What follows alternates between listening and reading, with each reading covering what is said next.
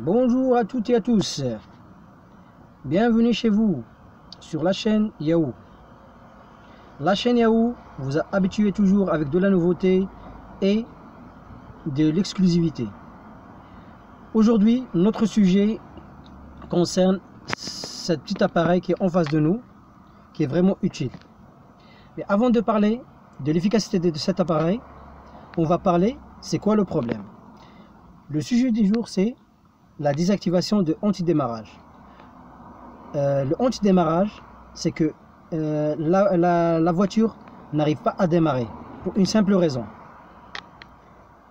La première, soit le code est effacé, il faut le récupérer, soit on a perdu la puce ou le transpondeur qui se trouve sur la clé. Malheureusement, pas mal de gens ne savent pas d'où il vient le problème. Donc, moi, je vais vous expliquer doucement d'où vient le problème.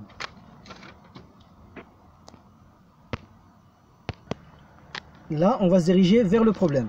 Vous voyez, ces deux clés, c'est la même clé pour la même voiture. Soit on ouvre celle-là, soit on ouvre celle-là qui est facile. Juste un couteau ou un tournevis ou un truc fin ou un lame de cutter et on l'ouvre. Et là, on va voir la puce qui est là. On l'appelle puce, on l'appelle transpondeur, le transpondeur. Et en anglais, on dit chip. C'est pas mouton, des chips. Donc, si cette puce elle est désactivée ou on l'a perdue, la voiture se met en mode sécurité, anti-démarrage. La voiture ne va pas démarrer. Comment ça se passe? Si on va se diriger vers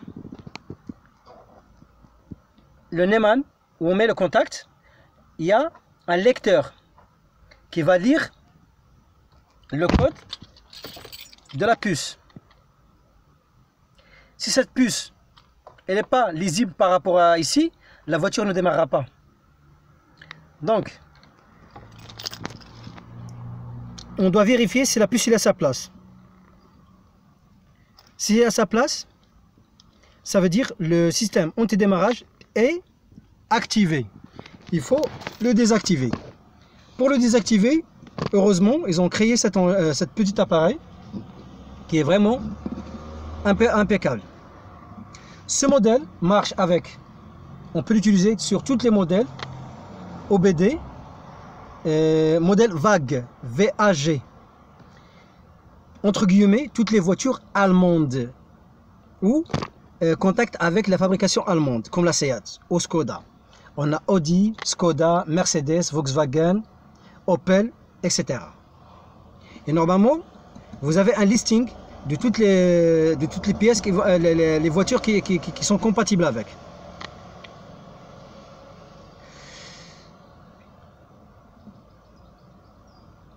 Pour que cette pièce marche, on est obligé de la brancher dans la prise, cette côté, on la branche dans la prise OBD. Chaque voiture a un branchement spécial. Quand on met dans le branchement, on laisse en mode on. On. Sur le 1, on branche et on attend quelques secondes. On n'est pas pressé. 1 minute, 2 minutes, 3 minutes, même si eux ils ont dit 30 secondes, vous pouvez laisser plus. 1 minute, 2 minutes, 3 minutes pour qu'ils lisent vraiment bien et arrivent à corriger le défaut. Et après, on appuie sur le bouton, on laisse brancher et on appuie sur le bouton éteindre. Off. Désactivateur.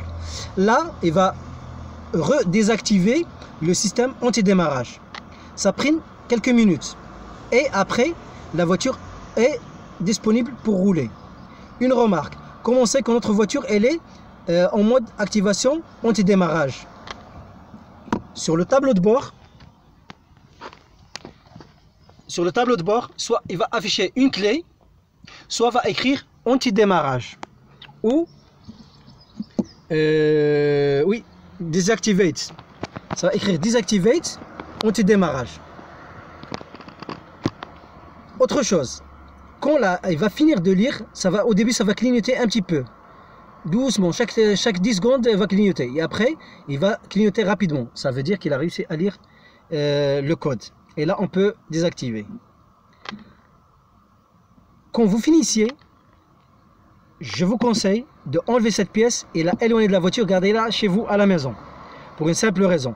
Parce que n'importe quel voleur peut s'en servir pour démarrer votre voiture.